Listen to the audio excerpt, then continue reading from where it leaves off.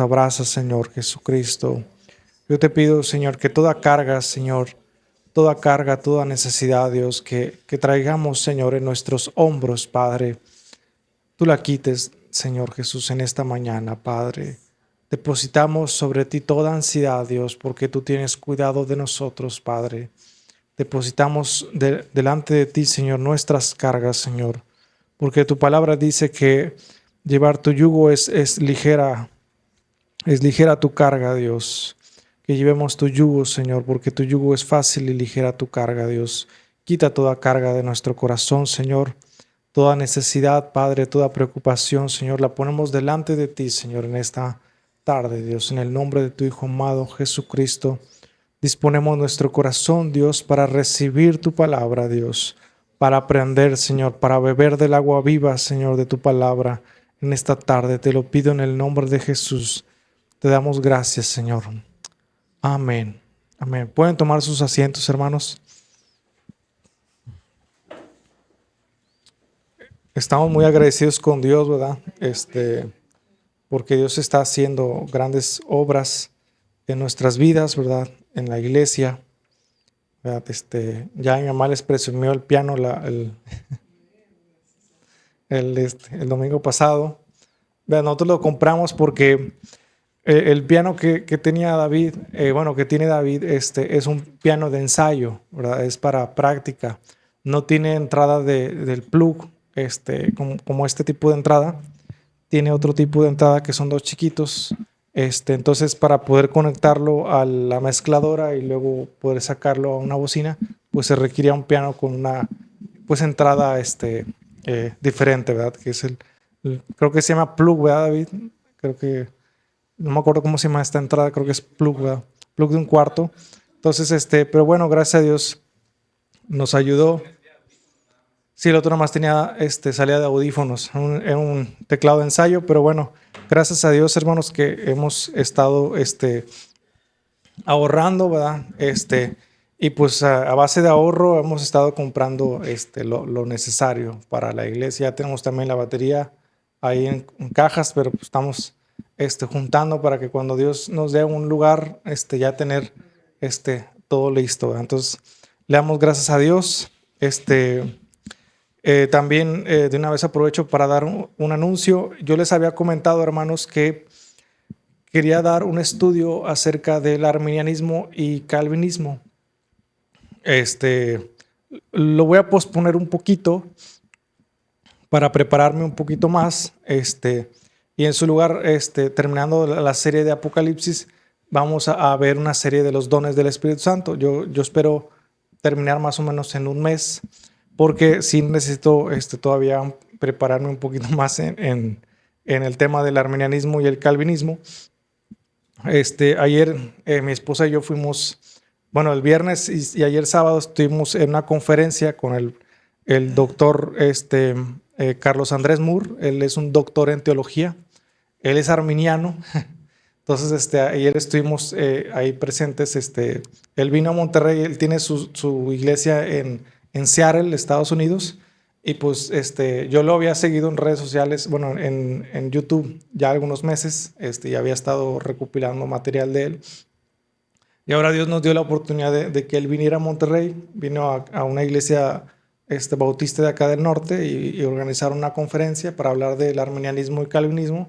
Y pues ahí él me invitó, y ahí andábamos, ¿verdad? Andamos en la conferencia. Y pues fue de mucha bendición, ¿verdad? Nos trajimos también mucho material en una USB para ir llenándonos. Son como 20 horas de conferencias y de audios del tema. ¿Por qué dar un estudio acerca del calvinismo y el arminianismo? Bueno, el calvinismo es una doctrina yo creo que es una doctrina falsa, porque transgiversa el carácter de Dios. Y ellos creen que Dios predestina a algunos para el infierno y a otros para ser salvos. Y en base yo siempre he dicho que en base a lo que uno crea, es la manera en que uno ejerce su fe, ¿verdad? Y yo, al menos en mi experiencia, yo he visto que las personas que abrazan el calvinismo son personas que dejan de orar, porque ¿para qué orar si ya todo está predestinado? Dejan de evangelizar. ¿Para qué evangelizar si el que se va a salvar, se va a salvar, el que se va a perder, pues se va a perder? Inclusive hemos escuchado testimonios de una iglesia de Chuy hace algunos años. Un joven se suicidó porque él luchaba en un área de pecado. Él abrazó el calvinismo y él pensó que por lo mismo de que no podía vencer cierto pecado, él no era predestinado para ser salvo. Entonces, según él, no tenía motivo para seguir viviendo y decidió terminar con su vida. Entonces, es una doctrina que realmente le hace mucho daño a la iglesia. Y ahorita es una doctrina muy popular porque predicadores como Paul Washer, como Sugel Michelén, Miguel Núñez, John MacArthur, que acaba de fallecer hace poco, Sproul, Juan Manuel Vaz. Hay muchos predicadores que instruyen y profesan la doctrina calvinista, ¿verdad? Entonces, ahorita hay un fenómeno, de hecho lo comentaba el doctor Moore ayer, que el calvinismo ha tomado mucha fuerza porque muchos cristianos, sobre todo pentecostales, al ver los abusos espirituales de muchos pastores, predicadores, de las falsas profecías, de los falsos milagros, los abusos espirituales por parte de pastores, ¿verdad? A la congregación, la doctrina de la prosperidad, y luego ven a este grupo de predicadores calvinistas que exhiben a estos lobos rapaces que denuncian las falsas doctrinas, el desorden que hay en la iglesia. Entonces, pues ellos lo que hacen es ir y seguir a estos predicadores. Pero, y juntamente con todo lo que predican, pues ahí meten el calvinismo y terminan expandiendo esta doctrina que nos asombró mucho porque él nos dio una explicación bien detallada de cómo surge el calvinismo, que no surge en la iglesia primitiva, sino surge hasta Agustín de Hipona en el siglo V. Pero bueno, más adelante lo vamos a ver y en lugar de, vamos a posponerlo un poquito y en lugar de eso vamos a ver lo de los dones del Espíritu Santo, cómo es que Dios opera hoy en día. Yo les decía, yo soy continuista, yo creo en el operar de los dones del Espíritu Santo, contrario a la postura cesacionista. Y bueno, pero somos continuistas, pero hay que ser continuistas conforme a la palabra de Dios, ¿verdad? No hay que caer en el descontrol que hoy en día se atribuyen muchas cosas al Espíritu Santo que no son, como la risa santa, el profetizar así de manera desmedida.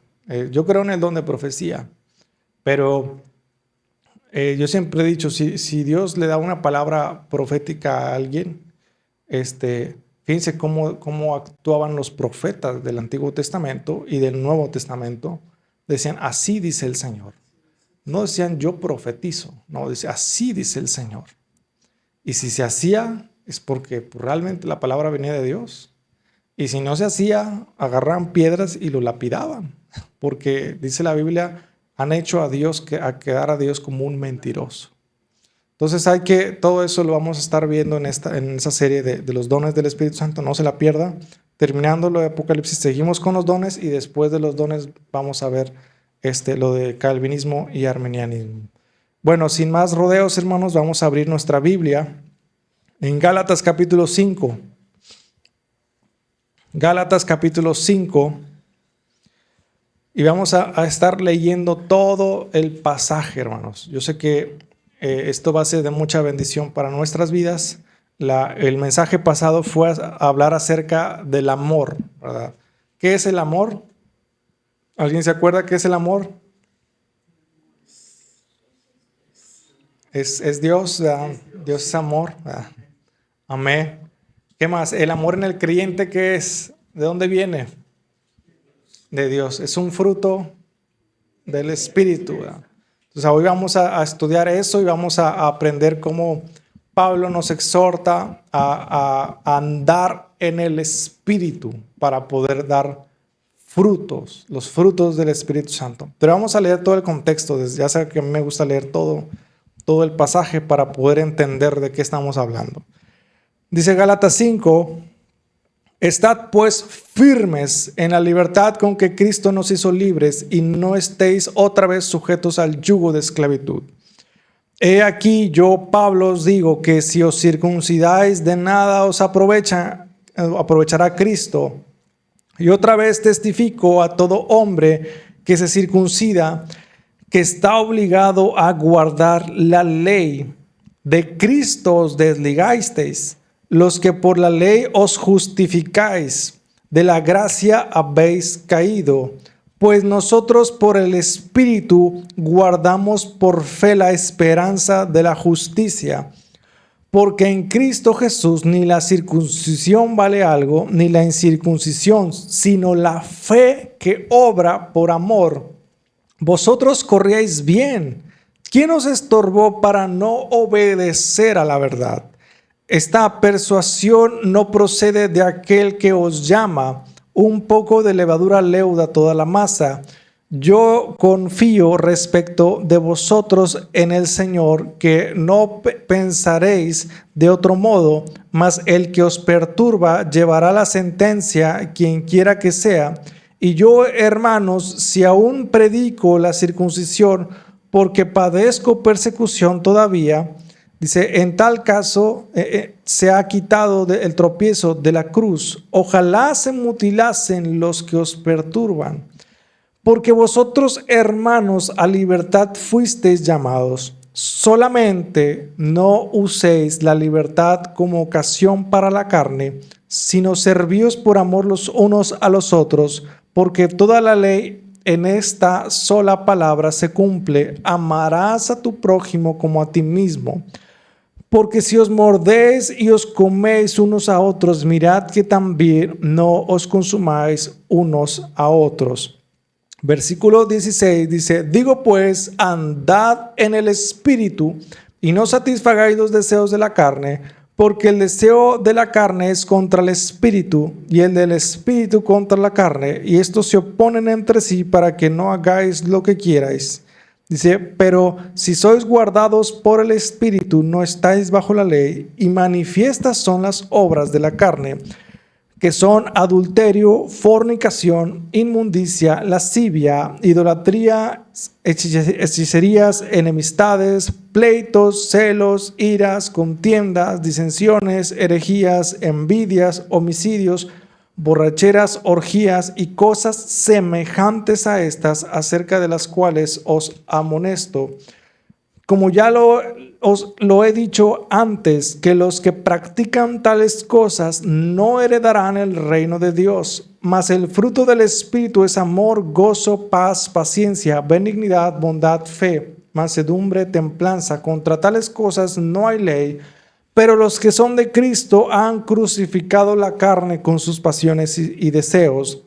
Si vivimos por el Espíritu, andemos también por el Espíritu. No nos hagamos vanagloriosos, irritándonos unos a otros, envidiándonos unos a otros. Fíjense muy bien, hermanos. De hecho, el contexto continúa hasta el pasaje del 6 al 9, pero vamos a concentrarnos en el 5. Pablo comienza hablando a los Gálatas diciendo, a libertad habéis sido llamados. Y empieza a hablar de la circuncisión. ¿Qué tiene la circuncisión con esto? Y es que cuando Cristo murió, nos hizo libres. Nos hizo libres del poder del pecado. Nos hizo libres también de la esclavitud de la ley, porque la ley exigía que el hombre hiciera obras para poder agradar a Dios. Pero la ley no pudo acercar al hombre a Dios, porque ningún hombre pudo cumplir la ley, sino solamente Cristo. Entonces, cuando viene Cristo, Él nos libera del yugo de la ley, no para tener libertinaje. Ya no estamos bajo la ley, estamos bajo la gracia. No, pues tú dale, vamos a tomarnos una, al cabo una no es ninguna. No, vamos a hacer esto, que el otro, al cabo estamos en la gracia. Y Pablo dice, no. Dice, no, Dios no los liberó para que ustedes se den rienda suelta a sus pecados. No para que sea ocasión de la carne, sino para que lo que en la ley no podíamos hacer, que era acercarnos a Dios, nos liberó de la ley para que por la gracia nos acercáramos a Dios.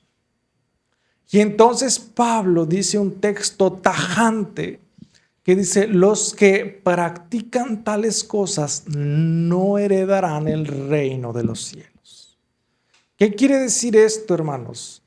Que aunque una persona diga que cree en Cristo, pero practica y vive en el pecado, número uno, no ha conocido a Dios, porque dice Juan, primera de Juan, que el que peca no ha conocido a Dios.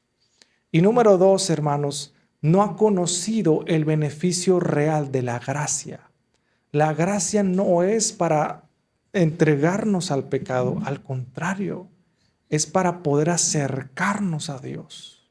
La ley era una barrera, hermanos, para que usted y yo nos acercáramos a Dios, para que pudiéramos tener una relación con Él. La ley nos culpaba, nos ponía el peso del pecado en nuestro corazón y nos culpaba y nos alejaba de Dios. Es una barrera enorme entre Dios y el hombre. La ley lo ponía. Pero cuando viene Cristo y Él cumple la ley en su sacrificio, le permite al hombre acercarse a Dios. Pero muchas veces el cristiano, en vez de acercarse a Dios, lo que hace, estoy bajo la gracia, no importa, pues, vamos a echarnos una, dos, tres. No pasa nada, estamos en la gracia, Dios me perdona. No hemos entendido la gracia si actuamos de esa manera. Eso no es vivir bajo la gracia. Eso es vivir en un libertinaje. Y eso Pablo lo dice. Dice, porque a vosotros, hermanos, a libertad fuisteis llamados, solamente que no uséis la libertad como ocasión para la carne, sino servíos por amor unos a otros. Entonces aquí Pablo dice, sí, hay una libertad.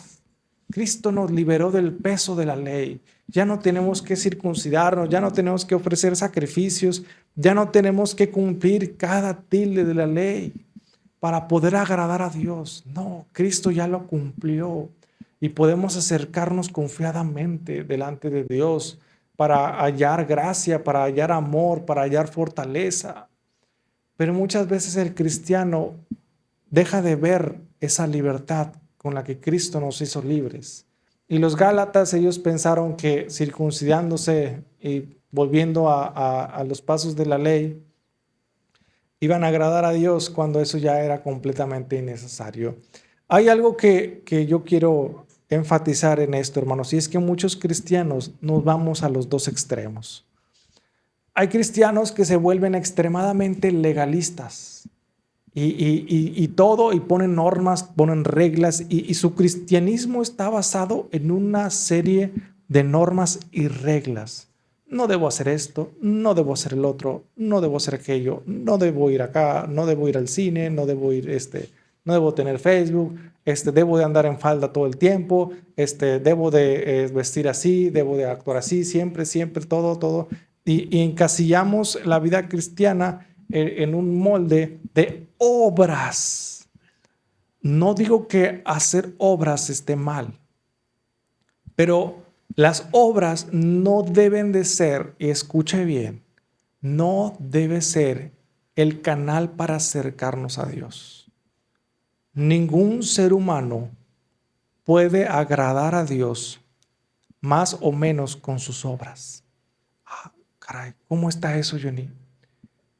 Dios nunca va a amarnos más o menos si hacemos obras o no. Es más, les voy a decir algo que a lo mejor les va a volar la tapa de los sesos.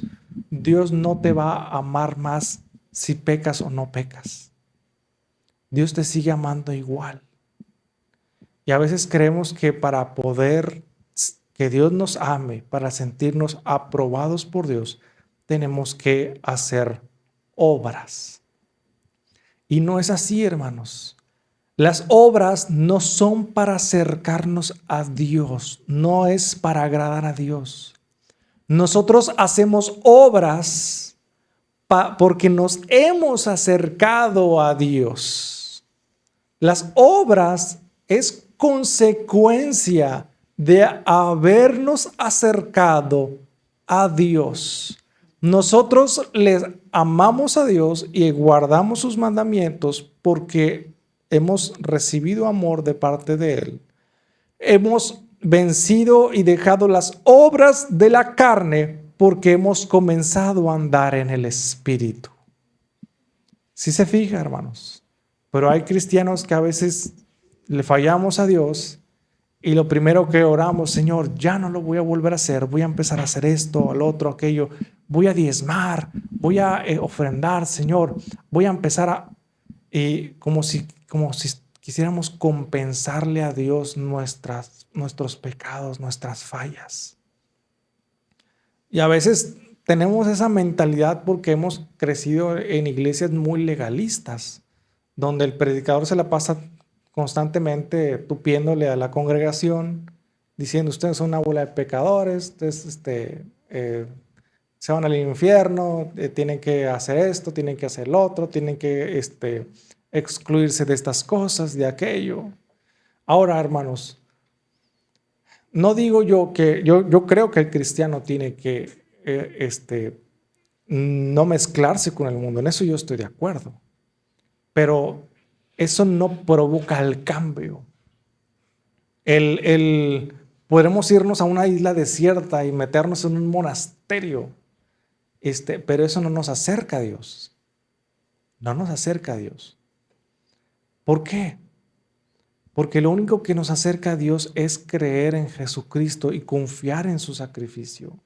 Ya lo demás, esa santificación progresiva, surge en consecuencia de nuestra relación con Dios. No es antes, sino después de haber comenzado una relación con Dios, es cuando el hombre empieza a santificarse, no antes. O sea, la mentalidad de, primero me santifico y luego ya voy con Dios para que Él me acepte, me perdone, me haga esto. Es como si un enfermo se estuviera muriendo de fiebre y tiene la diarrea, todo lo que da y todo encima. No, voy a esperar a que se me quite para luego ir con el doctor. ¿Verdad? ¿Usted cree que eso sería lógico? No, no. Primero vamos con el doctor, así como estamos, ¿verdad? Todos tirados, muriéndonos. Y el doctor nos recibe, ¿verdad? Nos ayuda y constantemente el doctor nos está monitoreando para que nuestra salud mejore. Lo mismo sucede con Cristo. No son las obras ni los métodos humanos lo que santifica al hombre. Lo que santifica al hombre es una relación continua con Dios. Decía ayer, de hecho en las conferencias del hermano Moore, decía, ¿cuántos creen aquí que cuando uno ora a Dios y busca a Dios, Dios empieza a obrar en él? Todos levantamos las manos, todos así con el pie, ¿verdad? ¿Por qué? Porque cuando uno le da lugar a Dios, Dios empieza a obrar, empieza a transformar, empieza a quitar lo que no le gusta, ¿verdad? Y sí, a lo mejor venimos todos pecaminosos y todos lodosos, llenos de todo, pero Dios no nos rechaza. Dios no porque vengamos así nos hace el feo. No, al contrario, Dios viene, nos recibe y nos dice, quiero limpiar esto. Y ahí es donde también uno empieza a decir si quiero o no quiero, si quiero ser limpiado y Dios empieza a limpiar. O no quiero, bueno, hasta donde tú llegas, yo voy a limpiarte. Y ahí empieza el proceso de santificación.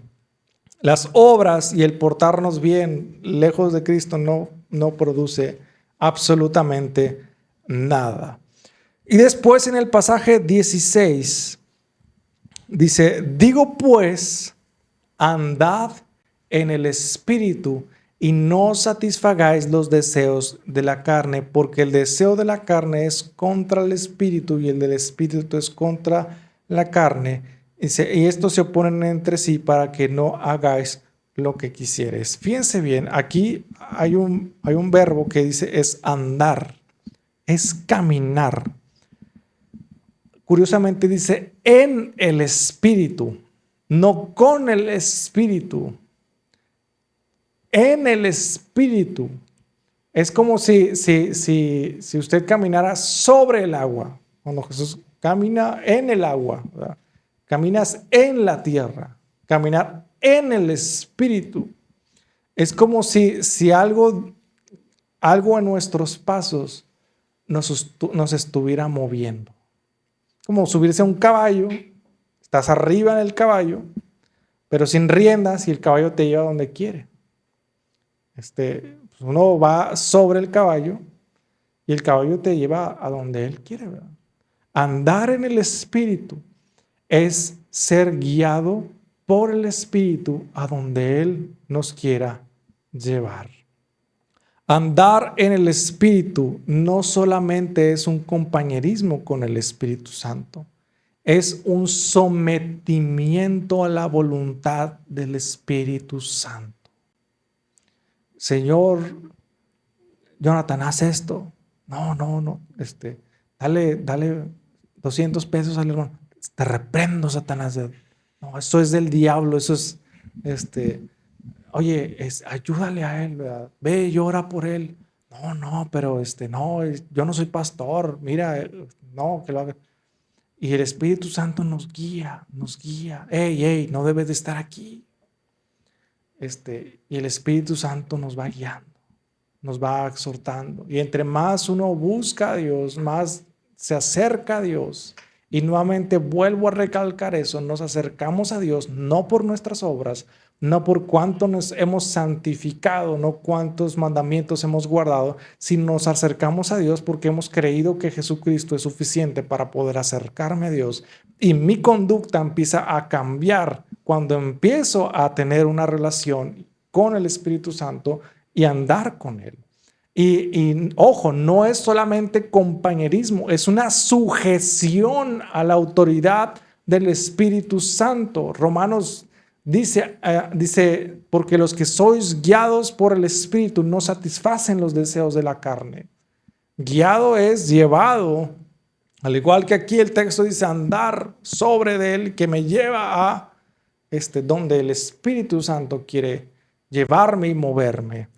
Entonces, el andar en el Espíritu requiere no solamente el compañerismo, porque uno puede tener compañerismo con alguien y siempre estarle llevando la contra, ¿verdad? ¿Cuántos matrimonios acá se crean? ¿Cuántos a veces cuando tenemos un compañerismo con alguien, en lugar de estar de acuerdo, siempre nos estamos llevando la contra y están peleándose y parecen perros y gatos y estamos, a mí me ha pasado mucho con David. David y yo tenemos temperamentos muy diferentes y a veces él una cosa y yo digo otra y empieza ahí y a veces el hecho de que haya compañerismo no quiere decir que realmente haya una sujeción. Uno tiene que sujetarse al Espíritu Santo. Fíjese bien, tenemos que sujetarnos al Espíritu Santo para no hacer las obras de la carne. No basta el compañerismo, no basta solamente con buscarle. Porque yo he conocido mucha gente que ora bastante, pero ve su vida y no tiene resultados. ¿Por qué será eso, hermanos? Porque no están dispuestos a sujetar su vida al Espíritu Santo. Es como si uno se casa con una persona, ¿verdad? Y uno no se casa y dice el meme, ¿verdad? Dice, ¿quieres llevarme la contra por el resto de tu vida?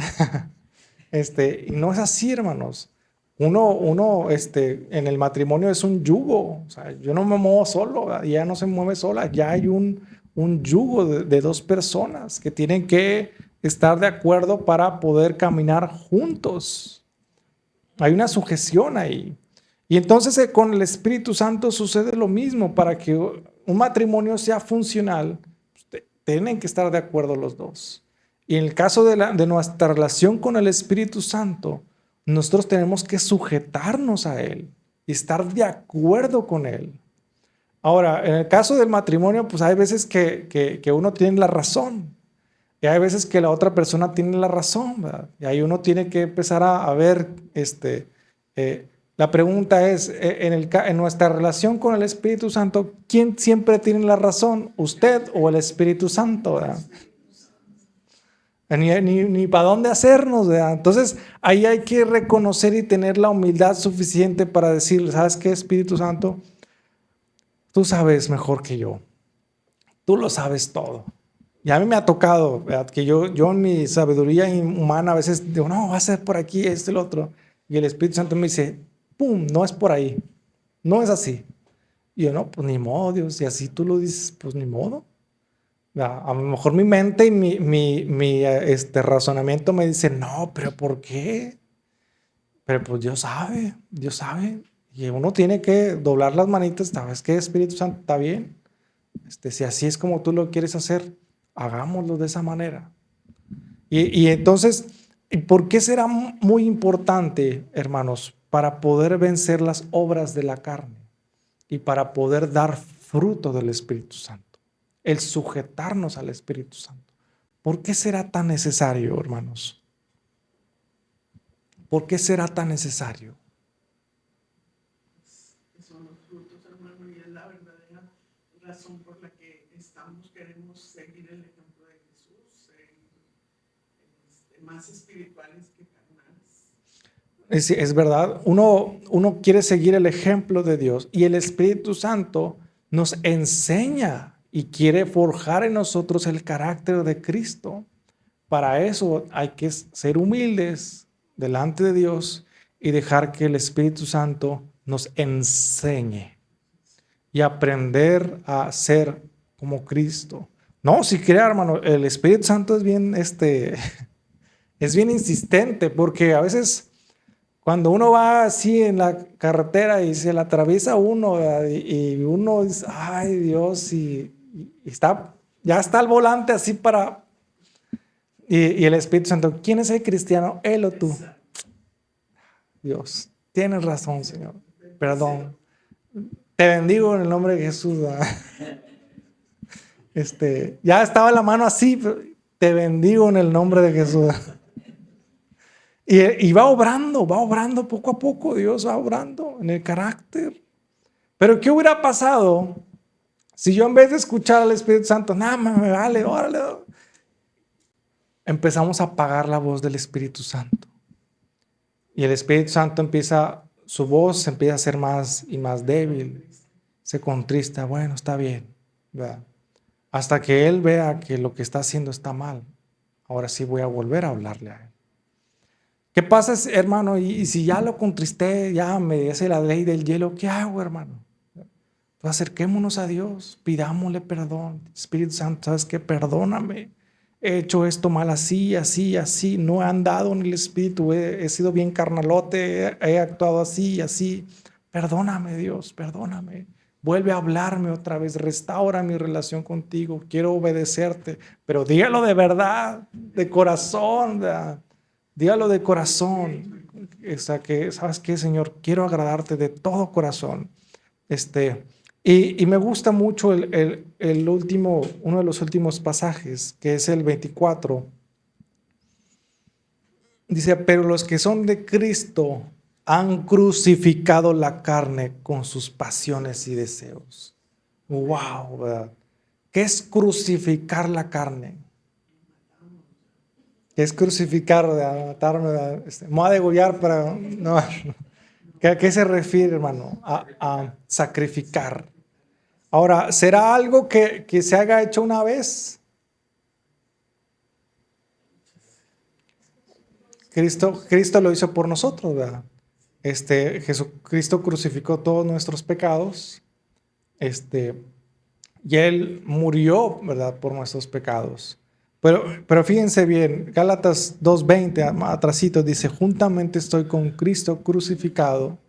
Ya no vivo yo, sino que Cristo vive en mí. Lo que ahora vivo en la carne, lo vivo en la fe en el Hijo de Dios, el cual me amó y se entregó a sí mismo por mí. Y aquí el texto dice, pero los que son de Cristo han crucificado la carne con sus pasiones y sus deseos.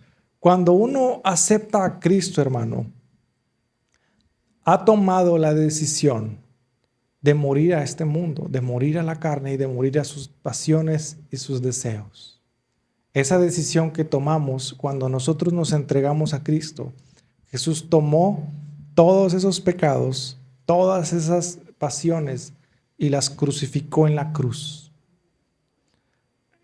Hermano, ¿y por qué yo todavía sigo pecando? ¿Verdad? ¿Por qué todavía sigo luchando? Porque es que usted vuelve a agarrarlas de la cruz y las vuelve a tomar. ¿A qué me refiero con esto? ¿Verdad?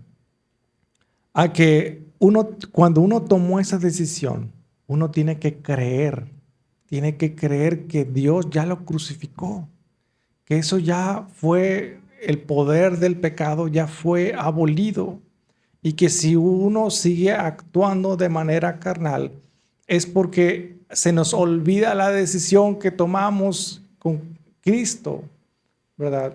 Y por eso es que Pablo dice, con Cristo estoy, tiempo presente, continuo, juntamente crucificado. Cada día de nuestra vida, nosotros recordamos y debemos de recordar la decisión que tomamos en Cristo de seguirle, de entregarle nuestra vida, de entregarle nuestro corazón.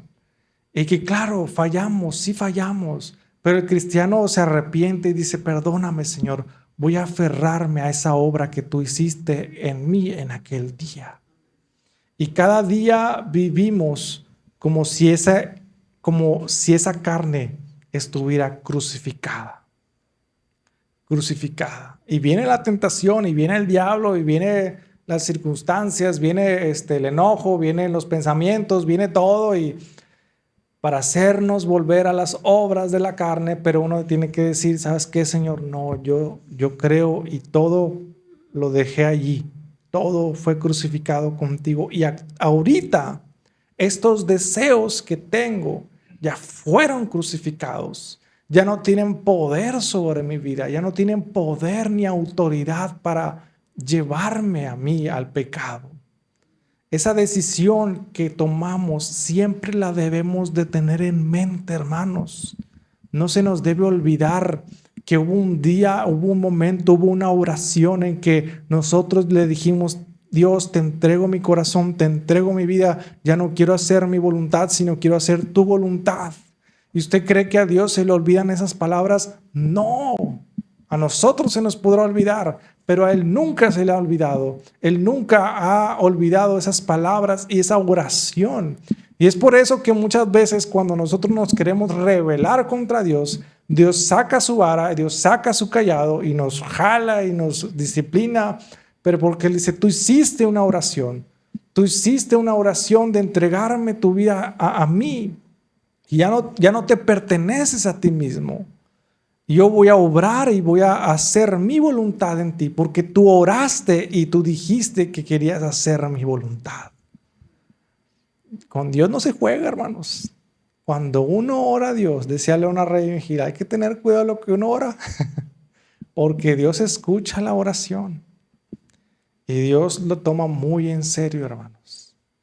Y se vale decirle, ¿sabes qué, Dios? Perdóname si yo te fallé, si yo me olvidé de esa decisión, si yo me olvidé de ese bautizo que hice, ¿verdad? Cuando decidí seguirte.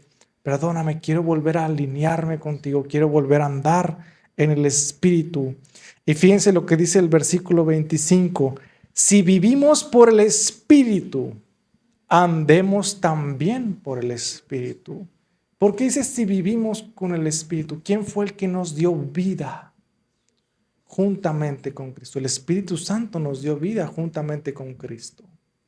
El Espíritu Santo vino y nos dio vida. Cuando Él entró en nosotros, ese bautismo en el Espíritu Santo que nos transformó y nos dio la capacidad de hacer morir las obras de la carne, porque el Espíritu de Dios está dentro de nosotros. Hermano, pero yo no hablo en lenguas. Eso es otra cosa. Eso es otro rollo, ¿verdad? Que más cuando veamos lo de los dones lo vamos a explicar. Eso es otro rollo. Una cosa es el bautismo en el Espíritu Santo, que es cuando uno cree en Cristo y el Espíritu Santo nos bautiza en Cristo. Y esa tela se mete en la sustancia y sale de otro color. Adquiere la naturaleza de Cristo.